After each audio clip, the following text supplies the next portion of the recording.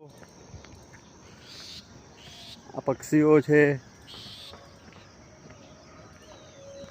બરોડા વિસ્તારમાં.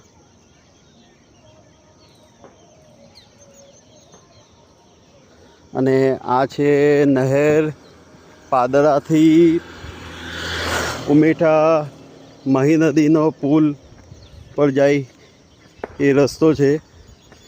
નહેર છે મોટી મહી નદીમાંથી આવેલી અને એ જાય છે જંબુસર તરફ. એટલે આપણે નહેરના રસ્તે જાય છે શોર્ટકટમાં.